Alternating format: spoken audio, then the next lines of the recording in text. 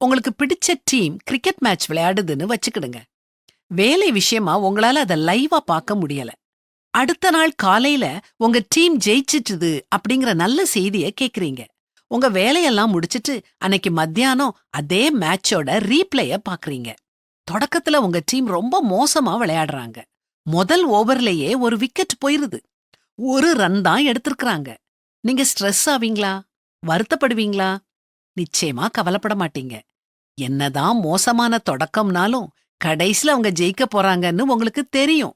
உங்க டீமுக்கு வெற்றி நிச்சயம்னு தெரிஞ்சதுனால நீங்க அமைதியா எந்த ஒரு பரபரப்பும் இல்லாம விளையாட்ட பாக்குறீங்க. நம்ம வாழ்க்கையும் கிரிக்கெட் மேட்ச் மாதிரி தான். விளையாட்டோட முடிவு கடவுள் கையில இருக்குது.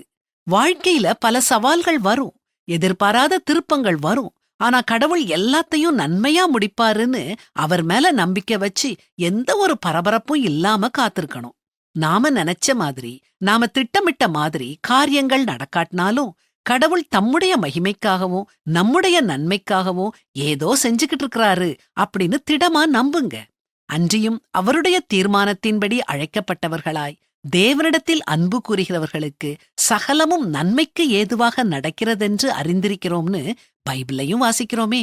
ஐயோ, முடிவு எப்படி இருக்குமோ, என்ன ஆகுமோன்னு கவலைப்படாம, ஏற்கனவே ஆண்டவர் முடிவை தீர்மானிச்சிட்டாரு, அது நம்ம நன்மைக்குத்தான்னு நினைச்சு நிதானமா இருங்க.